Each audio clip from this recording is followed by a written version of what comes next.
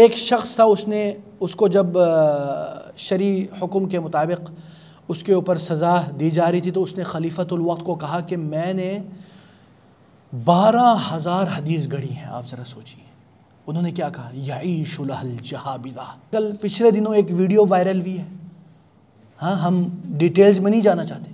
ایک شخص آیا، سیاسی مجلس ہے، وہ بولتے ہیں نا اسلامک ٹچ، وہ اس نے اس میں لگایا ہے.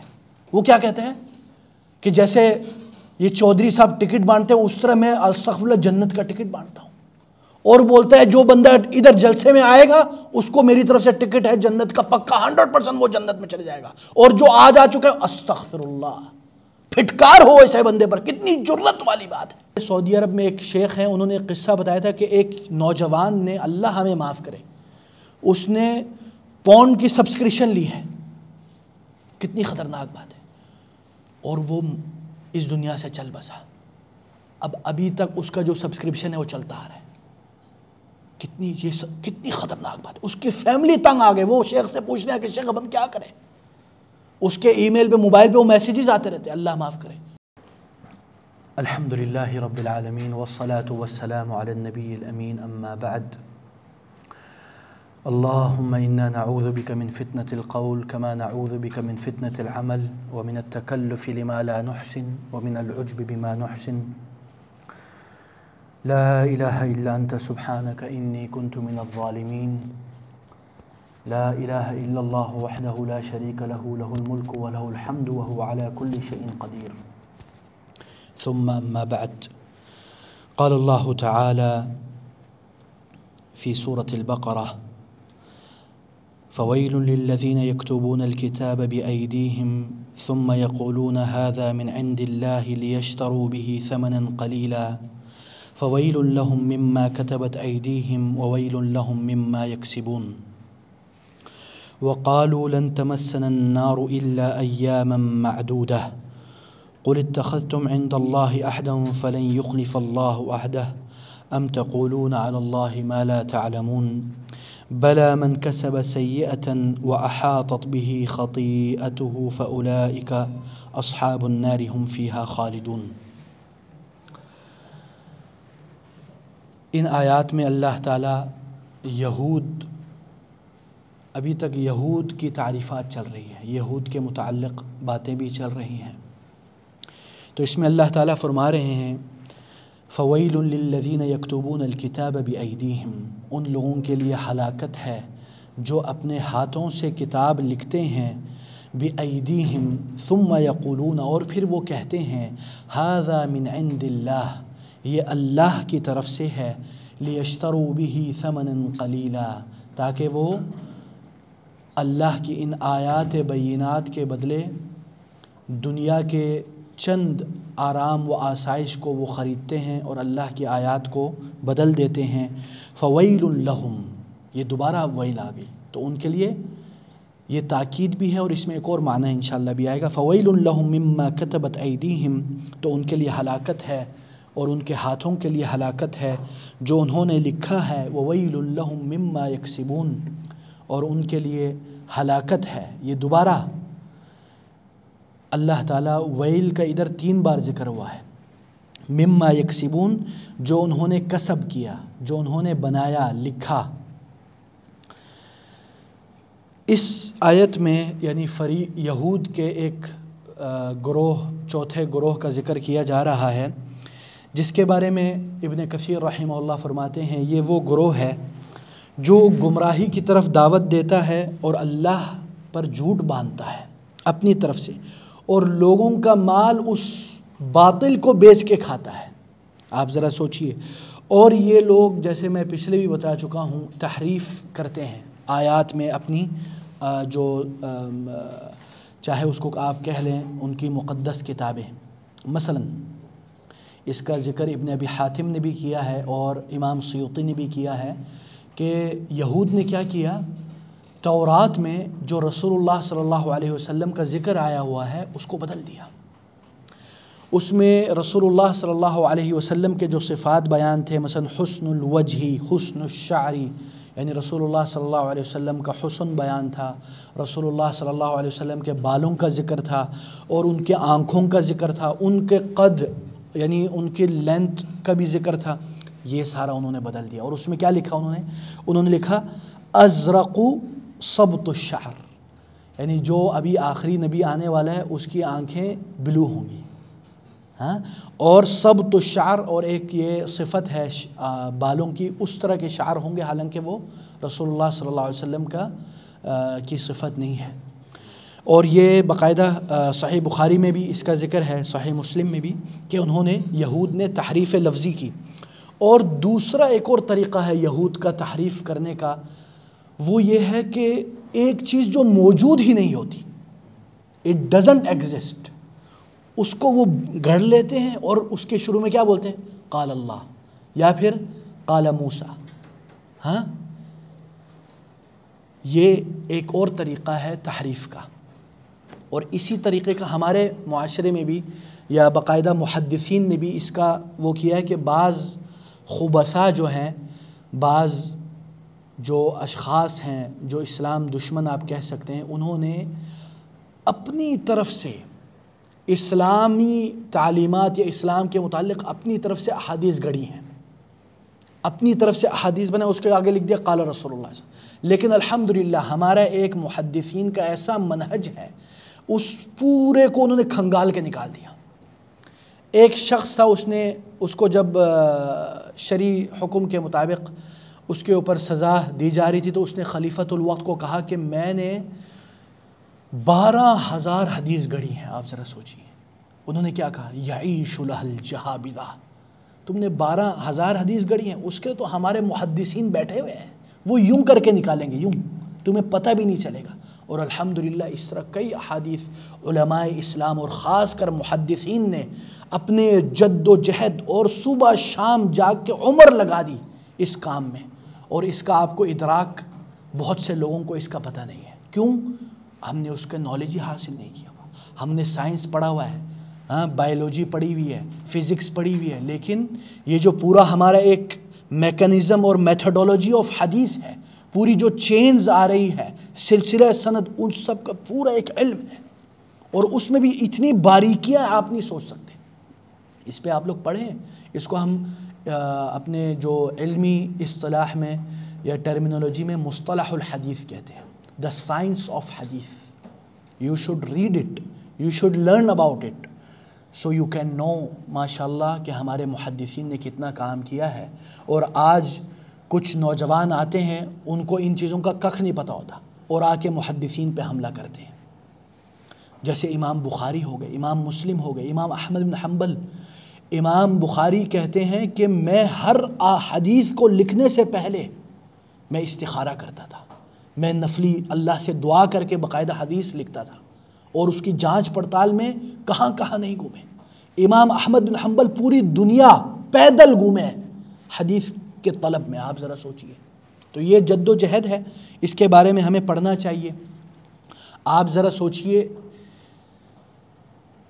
سائنس آف حدیث میں اور بھی یعنی علوم ہے. مثلا ایک سائنس آف حدیث ہو گئے، اس میں ایک آتا ہے علم الرجال، نالج آف مین، یعنی لوگوں کے بارے میں. مثلا سیف اللہ ثناء اللہ، یہ کب پیدا ہوا، کب فوت ہوا، یہ کس سے ملا، اس نے کدھر علم حاصل کیا، اس کے اساتذہ کون تھے. اور اس میں بھی ایک باریکی ہے جس کو بولتے ہیں مراسیل. مثلا احسن بھائی آئے ہیں سیف اللہ سے علم حاصل کرنے، ٹھیک ہے، تو احسن بھائی ہر روز آتے ہیں، لیکن ایک دن ایسا وہ نہیں آئے، تو اس دن میں نے حدیث تو روایت کی نا. وہ کون سی حدیث ہے جو احسن نے مجھ سے ڈائریکٹ نہیں سنی، احسن بھائی نے فہد بھائی کو کہا اور فہد سے لیا. یہ تک علماء محدثین نے لکھا. آپ ذرا سوچیں، اتنی باریکیوں میں وہ جاتے ہیں. یعنی کسی حدیث میں تھوڑا سا بھی شک شبہ ہونا، اس کے اوپر وہ کلام کرتے ہیں. تو یہ حالت ہے. حتیٰ کہ ایک محدث تھا، یہ اسحاق ابن راہوے کا ایک بیٹا ہے، ان کو آ کے محدثین نے کبھی کبھی کیا ہوتا ہے، مثلا میں خود ثقہ ہوں، I am trustworthy, but because one of my student who write my حدیث ہی از ناٹ ٹرسٹ وردی. سو محدثین کیم ٹو می، یہ اس طرح ہوا ہے حقیقتاً. وہ آتے ہیں اس امام کا، وہ بولتے ہیں دیکھو تمہارا یہ جو بندہ ہے نا اس کو وراق کہتے ہیں لکھنے والے کو، کہ یہ جو آپ کے بارے میں جو آپ جو حدیث روایت کے لکھ رہے ہیں وہ تھوڑا گڑبڑ ہے۔ تو میں محدث نے کہا یار یہ تو میرا معتمد بندہ ہے، آپ لوگوں کو کیا پتا؟ انہوں نے اس کو اس محدثین کی بات نہیں سنی، تو محدثین نے بعد میں یہ ثابت کیا کہ یہ جو تمہارا لکھنے والا بندہ ہے یہ صحیح نہیں تھا، اس وجہ سے تم اے محدث جو خود ثقہ ہے لیکن تم نے ایک ایسے بندے پر اعتماد کیا جو قابل اعتماد نہیں تھا، اس لیے آپ کی حدیث پہ ہم تھوڑا سا اور ٹرمز اور کنڈیشن ڈالتے ہیں۔ تو اس طرح کی باریکیاں ہیں ہمیں جاننے کی ضرورت ہے، اور یہ صرف ہم نہیں بلکہ کفار بھی اس کا اعتراف کرتے ہیں۔ ایک شخص ہے اسد رستم، اس کی ایک کتاب ہے مصطلح التاریخ، یہ ایک کرسچین لبنان کا کرسچین وہ ہے، کیا بولتے ہیں ان کے پادری بولتے ہیں، کیا بولتے ہیں، ہاں پادری ہے، یعنی کرسچن کا جو پریسٹ، اس نے کتاب لکھی ہے مصطلح التاریخ، اور اس میں وہ ویسٹرن جو کیا بولتے ہیں مستشرقین ہیں ان کو بولتا ہے کہ دیکھو مسلمان کا یہ طریقہ، ان سے کچھ سیکھو، تم لوگوں نے اپنا ایک میتھڈولوجی آف ہسٹری بنایا ہے وہ غلط ہے، اس کو دیکھ کے بناؤ تم لوگ۔ تو یہ سارا دیکھنا پڑتا ہے۔ اس کے بعد اللہ تعالیٰ یعنی اسی طرح لفظی تحریف کا میں نے آپ لوگوں کو بیان کیا، اور اس کے بعد آتے ہیں یکتبون الکتاب بایدیہم، یعنی وہ لوگ اپنے ہاتھوں سے لکھتے ہیں، ٹھیک ہے، اور ثم یقولون ھذا من عند اللہ، یہ اللہ کی طرف سے ہے، لیشتروا بہ ثمنا قلیلا، یعنی وہ لوگ تاکہ اس سے کوئی ایسی چیز خریدیں۔ ثمن میں کیا آ جاتا ہے پتہ ہے آپ کو؟ ثمن میں عام یہ ایک جنرل سٹیٹمنٹ ہے، ثمن میں آپ کو پیسے بھی آ جاتے ہیں، اشرفیاں بھی آ جاتے ہیں، رشوت یا کھانا پینا یا آرام و آسائش یا کوئی آج کل گفٹ کے نام پہ چیزیں دیتے ہیں، اور اللہ تعالیٰ نے اس چیز کو حقیر گردانا۔ کیا کہا؟ ایک تو یہ ہے کہ یہ فانی ہے، یہ جو تم چیز خرید رہے ہو، ٹھیک ہے، دوسری چیز وہ حرام ہے، تیسری چیز تمہیں وہ کم پڑ رہی ہے۔ پھر اللہ تعالیٰ کیا فرماتے ہیں اس کے بعد؟ یعنی ایک اور بات یاد رکھیں جو میں نے آپ کو بتایا تھا، 3 ویل لکھیے نا، اس میں یہ فائدہ ہے کہ اس آیت میں لفظ ویل 3 مرتبہ ذکر ہوا ہے، کیونکہ اس کے اور اس کے گناہ بھی 3 مرتبہ ہے۔ ایک قاعدہ ہے نحو کا، زیادت المبنى تدل على زیادت المعنی، جدھر جدھر تکرار آئے، جدھر جدھر لفظ میں زیادہ لفظ آئے تو اس کا معنی بھی زیادہ ہو جاتا ہے۔ تو جدھر ویل 3 مرتبہ ہے، پہلا ویل جو ہے وہ یہ ہے کہ اللہ کی طرف جھوٹی نسبت کرنا، ایک چیز کے بارے میں قال اللہ کہنا اور حقیقت میں وہ قال اللہ نہیں ہے۔ اور دوسری ویل یہ ہے، دوسری ہلاکت کی بات یہ ہے کہ اس جھوٹ کو لکھنا، یہ بھی ایک بڑی جرت ہے، اور اس کو آگے بتلانا، اور اس سے بڑی جو جرت ہے وہ یہ ہے کہ دنیاوی مال اور متاع کے لیے آپ نے اللہ کے کلام کو بیچ دیا چند ٹکوں کے لیے، ٹھیک ہے نا۔ اور ایک اور میں نقطہ بیان کرنا چاہتا ہوں کہ ادھر اللہ تعالیٰ نے کیا فرمایا قرآن میں؟ فرمایا کتبت ایدیہم، کتبت یہ فعل ماضی کا صیغہ ہے، پاسٹ، ٹھیک ہے، کتبت بایدیہم، کتبت یہ فعل ماضی ہے، کتبہ فعل ماضی مبنی علی الفتح یعنی ماضی میں ہوا، لیکن اللہ تعالیٰ نے کیا فرمایا آگے؟ یکسبون، یہ مضارع ہے نا، پہلے ماضی آ گیا، یہ تو کیسے؟ تو اس کا یہ معنی ہے، علماء یہ کہتے ہیں کہ یکسبون یہ مضارع نہیں، یہ چلتا رہے گا۔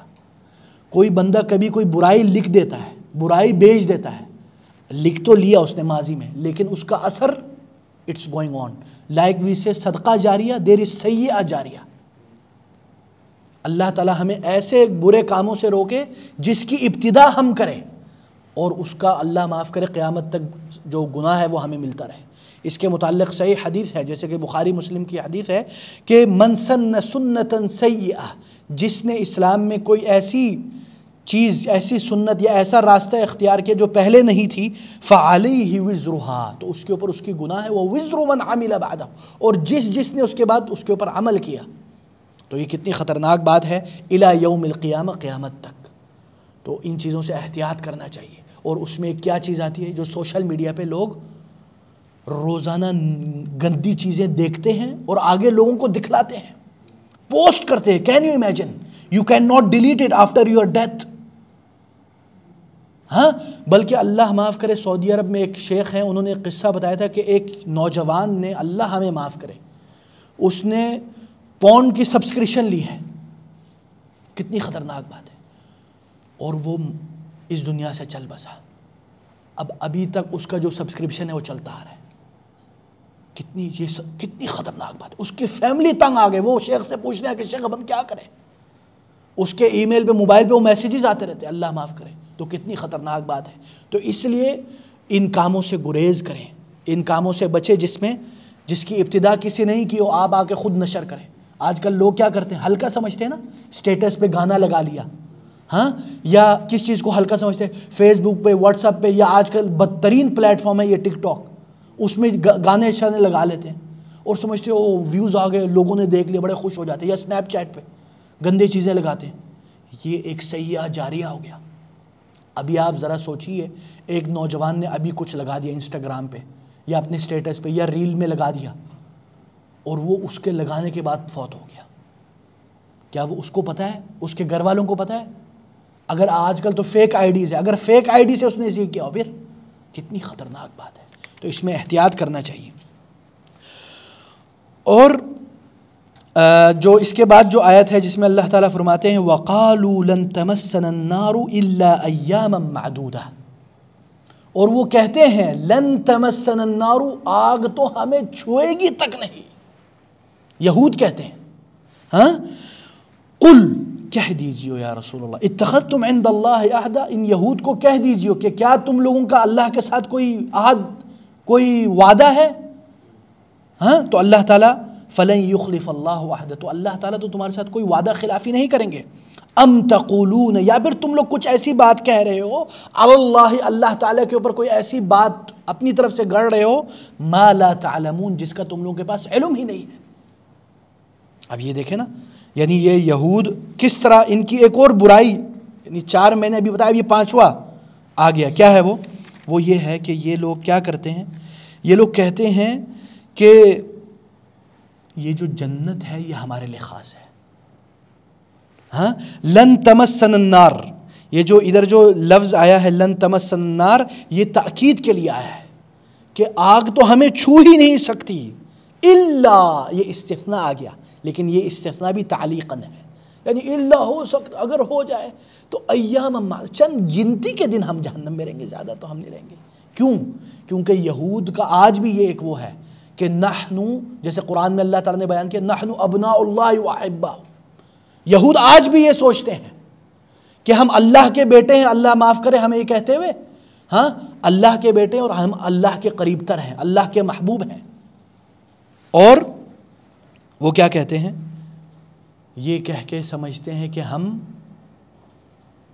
یہ جو انسان ہے غیر یہود, انہوں نے بنایا ہوا ہے کہ غیر یہود جو ہے, جو ان کے معنی میں کافر جس کو کہتے ہیں, وہ ان کے غلام ہیں, دے آر دیئر سرونٹ, اور در حقیقت غیر یہود جہنم میں جائیں گے. اور ایک روایت میں ہے کہ حتیٰ کہ انہوں نے رسول اللہ صلی اللہ علیہ وسلم کو کہا, رسول اللہ صلی اللہ علیہ وسلم جب یہود سے پوچھا کہ تم لوگ جہنم میں جاؤ گے, تو بولتے ہم بس کچھ دن رہیں گے پھر نکل جائیں گے, پھر تم ہمارے پیچھے رہو گے جہنم میں, استغفر اللہ. تو اللہ کے نبی نے کہا اخسا یا عدو اللہ, تم نیست و نابود ہو جاؤ. ہاں, ولن نخلفکم, ہم تمہارے پیچھے, تم لوگ ادھر رہو گے. اور اسی طرح یہ بھی یاد رکھیں, یہود نے کیا کیا برائیاں نہیں کی. ایسی کوئی برائی بتائیں جو یہود نے نہیں کی. شرک کہہ لیں, برائیوں کے اقسام بتا دیں, وعدہ خلافی کر دیں, ناشکری کہہ دیں, کچھ بھی کہہ لیں, ہر برائی یہود نے کی ہے. ایک اچھائی بتائیں جو یہود نے کی ہے, بہت کم ہے. اس کے باوجود ان کے دیکھیں نا ہٹ درمی جس کو ہم لوگ بولتے ہیں, وہ بولتے ہیں نہیں ہم اہل الجنت ہیں اور ہم جہنم کی آگ تو ہمیں چھوئے گی بھی نہیں, اور اگر ہم گئے تو پھر ہے نہیں. تو وہ یوں کہہ رہے ہیں. اسی طرح ہمارے آج کل کے بعض لوگ ہیں, وہ کیا کہتے ہیں, وہ شرک بھی کرتے ہیں, خرافات اور بدعات بھی کرتے ہیں, اور غیر اللہ کے سامنے سجدے بھی کرتے ہیں,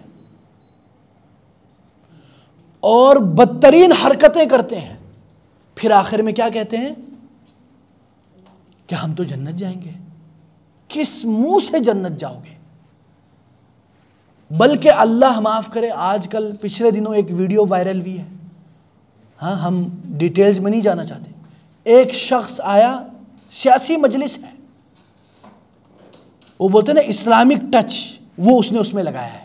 وہ کیا کہتے ہیں کہ جیسے یہ چودھری صاحب ٹکٹ بانٹتے ہیں، اس طرح میں استغفراللہ جنت کا ٹکٹ بانٹتا ہوں، اور بولتا ہے جو بندہ ادھر جلسے میں آئے گا اس کو میری طرف سے ٹکٹ ہے جنت کا پکا، 100% وہ جنت میں چلے جائے گا، اور جو آج آ چکے استغفراللہ، پھٹکار ہو ایسے بندے پر۔ کتنی جرت والی بات ہے، کتنی خطرناک بات ہے، آپ ذرا سوچئے، ایک بندہ آ کے کہہ رہا ہے کہ میری طرف سے تمہیں جنت کا ٹکٹ۔ اللہ تعالیٰ فرماتے ہیں من ذا الذی یتعلی علیہ، وہ کون ہے جو میرے اوپر جرت کرتا ہے اور آ کے وہ کام کر رہا ہے جو میرا حق ہے اور کسی کا نہیں ہے۔ اس بارے میں میں ایک قصہ بتا دیتا ہوں۔ 2 شخص تھے بھائی، ایک بھائی 40 سال عبادت گزار زاہد، حدیث میں ہے یہ، اور ایک بھائی 40 سال سے گناہ میں لگا ہوا ہے، ایک اوپر رہتا ہے ایک نیچے رہتا ہے۔ یہ بنو اسرائیل کے ہے لیکن حدیث میں مینشنڈ ہے۔ ایک دن اوپر والا جو عابد زاہد ہے اس نے نیچے والے کو دیکھ کو کیا کہا کہ لن یغفر اللہ لک، لن یغفر اللہ لک، اپنے بھائی کو کہا جو گنہگار ہے، کہا کہ تمہارا اللہ معاف ہی نہیں کرے گا۔ ایک گھمنڈ آ گیا نا کہ میں بڑا 40 سال سے عبادت کر رہا ہوں اور تو 40 سال سے ہی کر رہا ہے۔ تو اللہ تعالیٰ نے 7ویں آسمان سے کہا من ذا الذی یتعلی علیہ غفرت لہ ولا ابالی، کون ہے جو میرے اوپر جرت کرتا ہے، میں نے اس کو معاف کر دیا جس کے بارے میں تو نے کہا کہ تیرا خدا معاف نہیں کرے گا، اور تجھے میں نے جہنم میں بھیج دیا۔ کتنی خطرناک بات ہے کہ اپنی طرف سے آپ جنت اور جہنم کا ٹکٹ بانٹتے ہیں۔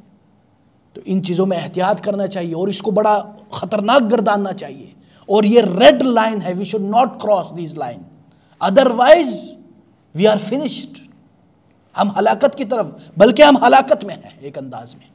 اللہ تعالی ہمیں بچائے اور معاف کرے، اور ہم اس شخص اور ان جیسے باتوں سے ہم برات کا اعلان کرتے ہیں۔ اور اس کے بعد اللہ تعالیٰ فرماتے ہیں کہ اگر تم لوگوں نے اللہ کے ساتھ کوئی وعدہ کیا ہو تو بتاؤ، کیا اللہ نے تم کو کوئی جنت کی گارنٹی دی ہوئی ہے کہ تم لوگ بول رہے ہو کہ ہمیں جہنم چھو بھی نہیں سکتی اے یہود؟ کیونکہ اللہ تعالیٰ تو وعدہ خلافی کرنے والے نہیں ہیں۔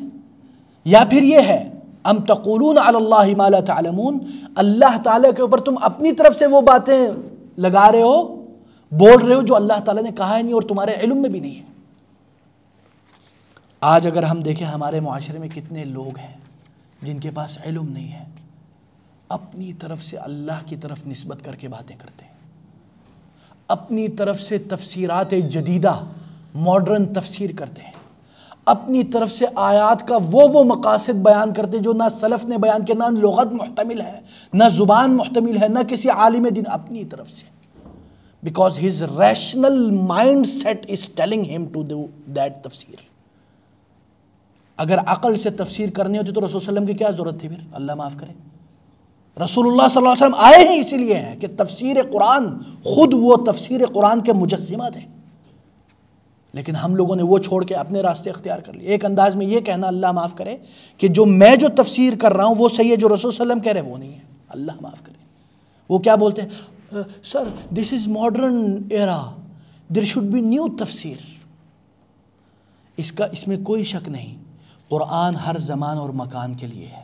قرآن میں سے آپ استنباط کر سکتے ہیں، استنباط is next level of تفسیر۔ You can extract the new stuff from Quran from the تفسیر of Quran۔ ٹھیک ہے نا؟ یہ ان چیزوں کا خیال رکھنا تو، اور اس میں ہمیں اصول تفسیر پڑھنا چاہیے کہ تفسیر کے what is the science of تفسیر، who is eligible to do تفسیر، what are the terms and conditions to be a مفسر، what are the steps to be a مفسر۔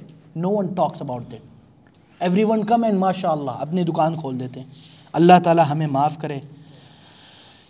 اس کے بعد اللہ تعالیٰ فرماتے ہیں بَلَا مَنْ كَسَبَ سَيِّئَةً وَأَحَاطَتْ بِهِ خَطِيئَتُهُ فَأُولَئِكَ أَصْحَابُ النَّارِ هُمْ فِيهَا خَالِدُونَ۔ اللہ اکبر۔ یعنی اللہ تعالیٰ اس میں فرما رہے ہیں، اور اس میں ایک تخویف بھی ہے انسان کو ڈرایا جا رہا ہے. یہ قرآن کا ایک طریقہ ہے. قرآن میں ڈرانا بھی ہے اور بلانا بھی ہے. قرآن میں جہنم سے بھی ڈرایا جاتا ہے اور جنت کی رغبت بھی دلائی جاتی ہے. ایک ہی چیز پر قرآن زیادہ فوکس نہیں کرتا بلکہ دونوں کو بیلنس کر کے لے کے چلتا ہے. اور اکثر آپ دیکھیں گے جدھر جنت کا ذکر ہوتا ہے اس کے بعد جہنم کا ذکر ہوتا ہے, جدھر جہنم کا ذکر ہوتا ہے ادھر جنت کا ذکر ہوتا ہے اس کے بعد. یہ کیوں ہے؟ Because the balance point of view. کبھی کبھی انسان کیا کرتا ہے, جنت کا بہت زیادہ ذکر کرتا ہے, امید بہت زیادہ کرتا ہے اور دوسرے ایکسپیکٹ کو بھول جاتا ہے. کبھی کبھی جہنم کا بہت ذکر ہوتا ہے اور ڈرانے دمکانے کا بہت زیادہ ہو جاتا ہے تو انسان کے اندر رغبت ختم ہو جاتی ہے. لیکن یہ دونوں قرآنی طریقہ ہے. کیونکہ آج کل لوگ کیا کہتے ہیں کہ مولوی صاحب ہر وقت جہنم کا ذکر کرتے ہو, حتیٰ کہ لوگوں کو لگتا ہے کہ سب نے جہنم میں جانا ہے. یا پھر بندہ اگر ہر وقت جنت کا ذکر تو لوگ سمجھتے ہیں کہ بس سب نے کنفرم جنتی ہیں سب.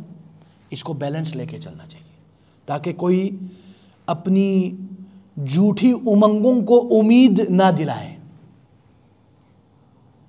کیا بولتے ہیں اس کو, فیک ہوپ. ٹھیک ہے نا. اور اسی طرح اس کے بعد اللہ تعالیٰ جیسے فرما رہے ہیں کہ من کسب سیئۃ واحاطت به خطیئتہ. ادھر کسب کا لفظ استعمال ہوا ہے. کسب کا کیا مطلب ہے؟ کرنے والا. کسب اور خلق میں فرق ہے. انسان اپنے افعال کو کی تخلیق نہیں کرتا. اسی لیے امام بخاری نے ایک کتاب لکھی ہے خلق و افعال العباد. اس پہ بڑی ایک ہسٹری میں ہمارا ایک بہت بڑا مسئلہ تھا کہ کیا انسان جو عمل کرتا ہے ہی کریٹ اٹ اور اٹس اے کریشن آف اللہ. ادھر اللہ تعالیٰ نے کیا لفظ استعمال کیا؟ کسبہ, کرنے والا. وہ صرف کرنے والا ہے, وہ تخلیق کرنے والا نہیں انسان اپنے فعل کا. یہ ذہن میں ہمیشہ رکھیں. اور یہ ایک عقدی مسئلہ ہے. اور اسی طرح وَأَحَاطَتْ بِهِ خَطِيئَتُهُ, اور اس کی جو گناہ ہے اس نے اس کو گھیر لیا, اس کے خطیئہ نے, اس کے گناہ نے. اور اس میں ایک اور بات ہے, وہ یہ ہے کہ جیسے کہ اللہ تعالیٰ فرماتے ہیں ان اللہ لا یغفر ان یشرک بہ ویغفر ما دون ذلک لمن یشاء. اللہ تعالیٰ شرک کے علاوہ ہر چیز کو معاف کرتا ہے. یہ کب ہے؟ جب بندہ شرک سے توبہ کیے بغیر مر جاتا ہے. اگر بندہ اس دنیا سے جانے سے پہلے شرک سے توبہ کرتا تو انشاءاللہ اللہ تعالیٰ قبول کرے گا. لیکن ایک انسان ہے جو شرک نہیں کرتا, اس نے بہت ساری گناہیں کیے, تو اس میں ایک اللہ کی طرف سے ایک یہ ہے کہ اللہ تعالیٰ معاف کر سکتا ہے. لیکن شرک it's is a red line. تو اللہ تعالیٰ کیا فرماتے ہیں اس کے بعد فَأُولَئِكَ أَصْحَابُ النَّارِ هُمْ فِيهَا خَالِدُونَ. یعنی جو بندے اپنے گناہوں میں مبتلا ہیں اور اپنے ان کے خطیئوں نے اس کو گھیر لیا ہے, فَأُولَئِكَ أَصْحَابُ النَّارِ, وہ اہل نار میں سے ہیں, ہم فیہا خالدون, ہمیشہ کے لیے جہنمی ہیں, ہمیشہ کے لیے جہنم میں رہیں گے. اللہ تعالی ہمیں جہنم کی آگ سے بچائے. اور اس سے ایک اور بات پتہ چلتی ہے, وہ یہ ہے کہ دنیا تو ٹمپریری ہے. ایک آپ میں سے اکثر نے جو پچھلی زندگی گزاری ہے, آپ کو ایسا لگے گا وہ پلک جھپکنے میں ختم ہو گئی. یار واللہ میں تو ابھی بھی سوچتا ہوں یار ابھی تو میں کیسے یہ زندگی گزر گئی پتہ ہی نہیں چلا. آپ خود ذرا غور کریں, آپ کی پچھلی زندگی, کیا عمر ہے احسان بھائی آپ کی؟ 24. آپ کی کیا ایج ہے بیٹا؟ 19. آپ کی جنید میں 45. آپ اگر ہم سب اپنی پچھلی عمر کا کچھ کریں, 45, 32, ایسا لگتا ہے یار یہ تو پلک جھپکنے میں ختم ہو گئے. Like this.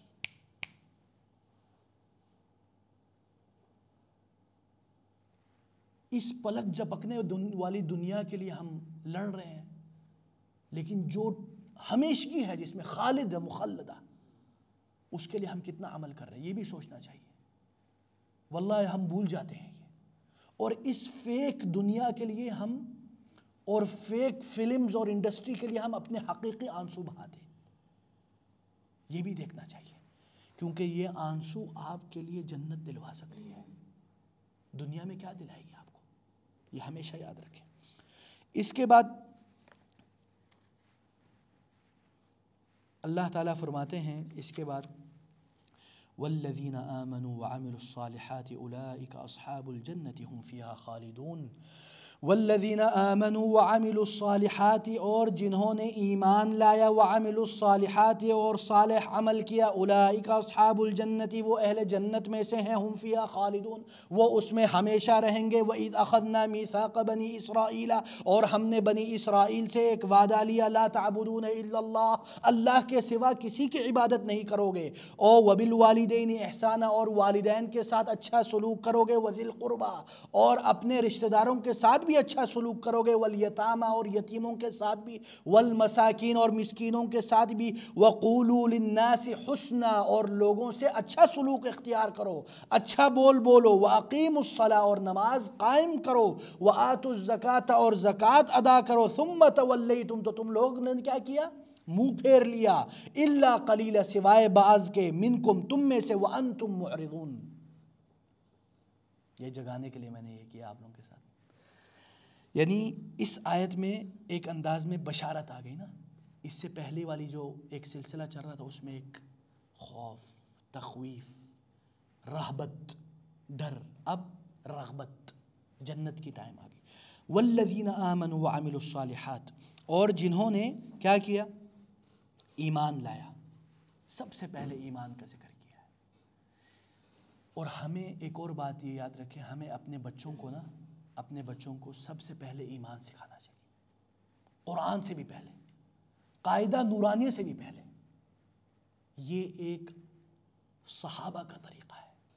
ایک حدیث میں ہے کہ رسول اللہ صلی اللہ علیہ وسلم کے جو ایک صحابی ہیں، اب مجھے حذیفہ تھے یا ایک اور صحابی ہے، مجھے نام یاد نہیں آ رہا، المہم جو حدیث ہے اس میں یہ بولتے ہیں کہ کننا صبیانا، ہم ابھی صبی بولتے ہیں بچے کو، فتیان ہم ابھی بچے تھے، فعلمنا تو اللہ کے نبی نے کیا کیا، علمنا سکھایا، علمنا رسول اللہ صلی اللہ علیہ وسلم الایمان قبل القرآن. ہمیں رسول اللہ صلی اللہ علیہ وسلم نے ایمان سکھلایا قرآن سے پہلے. فازددنا به نورا تو ہم اس ایمان کے ذریعے کیا ہوا، ہمارا ایمان کا بیلنس بڑھ گیا. پھر ثم تعلمنا القرآن پھر ہم نے قرآن سیکھا، ایمان کے بعد قرآن سیکھا. فازددنا به ایمان لما عندنا من العلم بالایمان او کما قال، یعنی پھر ہمارا جو قرآن پر جب ہم نے پڑھنا شروع کیا اس میں جو ایمانی باتیں اس سے ہمارا ایمان مزید بڑھا، کیونکہ ہمارے پاس پہلے ایمان کا علم تھا. اب ایک بچہ ہے، اگر ہم اس کو اپوزٹ کر لیں، just for the example so you can understand, مثلا ہم سلمان بیٹے کو، سلیمان کیا نام ہے، سلیمان ہے نا، سلیمان بیٹے کو ہم پہلے ایمان سکھانے سے پہلے قرآن سکھاتے ہیں، تو وہ تو بس رٹا لگائے گا، الف با تا سا، اعوذ باللہ من الشیطان الرجیم بسم اللہ الرحمن الرحیم، اس طرح کرے گا، رٹا لگائے گا، ہے نا سلیمان، لیکن اس کا ایمان کا بیلنس ہائی نہیں ہوگا. لیکن اگر میں سلیمان کو اپنے بیٹے کو پہلے میں بولتا ہوں، بیٹا اللہ تعالیٰ کون ہے، اللہ پر ایمان رکھنے کے کیا مقاصد ہے، ایمان کے 6 ارکان ہیں، یہ سارا میں بتاؤں گا، تو اس کا ایمان میں نے اس کو سکھا دیا کم از کم بیسک. اب وہ قرآن پڑھے گا، اس کے ساتھ اگر میں تھوڑا سا اس کو ترجمہ لگا دوں سورہ فاتحہ، تو اس کا ایمان تو بڑھے گا. آپ ذرا سوچیے، جو کیا عمر ہے بیٹا آپ کی، 6 سال، ابھی وہ 17 سال بول رہا تھا، 6 سال کا ہے. آپ ذرا سوچیے اگر میں 6 سال کے بچے کے دل میں اللہ پر ایمان اور ان ساری چیزوں کو بتلاؤں، اور پھر اس کے بعد وہ قرآن پڑھنا شروع کرے اور اس کے ترجمہ تھوڑا سا، اتنا ڈیٹیل تفسیر نہیں، صرف ترجمہ، واللہ اس کا ایمان چھوٹے وقت سے کس لیول پہ پہنچ جائے گا سوچیں. اور جیسے جیسے وہ قرآن پڑھتے جائے گا اس کا بیلنس بڑھتا جائے گا. تو آپ ذرا سوچیں کدھر جا کے وہ رکے گا. واللہ اس لیے میں خود، صاف بات ہے، یہ میں آپ لوگوں کو بتا رہا ہوں کیونکہ آپ میں سے بعض والد ہیں، بعض بنیں گے، بعض انشاءاللہ اللہ تعالیٰ ان کو عطا کرے گا. تو اس لیے میں آپ کو بتا رہا ہوں، میں اپنے بیٹے بیٹیوں کے ساتھ جب بھی مجھے موقع ملتا ہے میں اللہ کے بارے میں ان کے ساتھ بات، میں ابھی کوئی ان کو الف با نہیں سکھا رہا، حالانکہ میری جو بڑی بیٹی ہے تقریباً وہ 6 سال کی ہونے والی ہے، بیٹا ہے 2.5-3 سال کا ہونے والا ہے، اس کو ابھی میں نے قاعدہ نورانیہ شروع نہیں کروایا۔ میں ابھی ان کے ساتھ جب بھی مجھے موقع ملتا ہے 5-10 منٹ، واللہ don't give long lectures, 5-10 minute ایک بات ذہن میں بٹھا دے بس، یعنی every day 1 point in 5 minutes بس۔ جسٹ امیجن ایک سال میں کتنے دن ہوتے ہیں؟ 360 سے اوپر ہوتے ہیں، آپ ذرا سوچیں 360 ایمانی نکات ایک سال میں اس کے ذہن میں بیٹھ جائے تو اور کیا چاہیے؟ اگلے سال سے آپ قاعدہ شروع کراؤ، قرآن بسم اللہ کراؤ، تو واللہ اس سے بڑا فرق پڑے گا۔ کیونکہ آج کل بہت والدین اور میں خود بھی آج کل کے اس ماڈرن ایرا میں بڑے پریشان ہیں بچوں کے تربیت کے بارے میں، اور بچے بہت زیادہ خراب ہو رہے ہیں، بہت ہر جگہ سے ہمیں شکایتیں موصول ہو رہی ہیں کہ بچے خراب ہو گئے، اب ہم کیا کریں؟ اس کی ایک بنیادی وجہ یہ، کئی وجوہات ہیں، ایک دیکھنے کا اینگل یہ ہے۔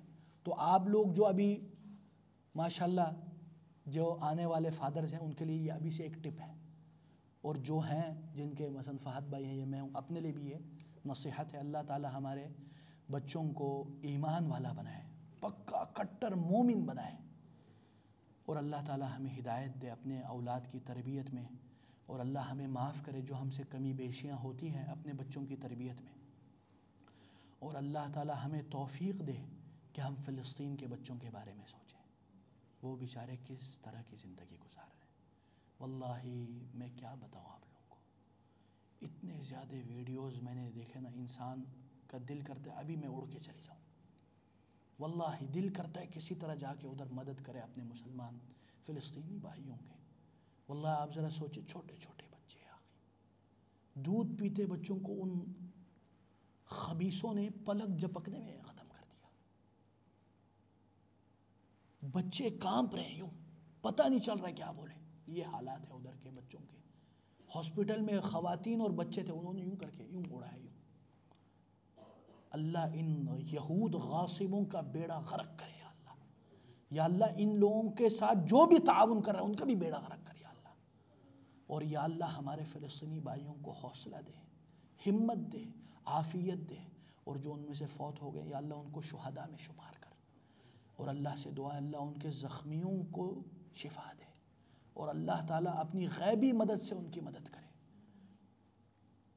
اور اللہ تعالیٰ ہمیں بھی ہدایت دے، ہماری یہ جو بیچارگی اور عاجزی اور یہ جو ایک کمزوری ہے اللہ تعالیٰ اس کو ختم کر دے، اور اللہ تعالیٰ ہمیں صلاح الدین ایوبی اور عمر بن خطاب جیسا بنائے، جوش جذبہ جرت ایمانی والا، اور اللہ تعالیٰ ہمارے حکمرانوں کو بھی ہدایت دے، اور اللہ تعالیٰ ان کے اندر بھی ایمان پیدا کرے، ان کے اندر بھی درد پیدا کرے یا اللہ، یا اللہ ان کو ہدایت دے یا اللہ، یا اللہ ہم سب بحیثیت قوم حکمران سب بے حس ہو چکے ہیں، یا اللہ ہمارے اندر احساس پیدا کر، ایک امت ہونے کا احساس پیدا کر، یا اللہ ہماری کمی بیشی پر ہمیں معاف کر دے، واللہ ہم بڑے خطاوار قصوروار گنہگار سیاہ کار ہیں، اللہ ہمیں معاف کرے۔ سبحانک اللہم و بحمدک اشہد ان لا الہ الا انت استغفرک و اتوب الیک، والسلام علیکم ورحمۃ اللہ وبرکاتہ۔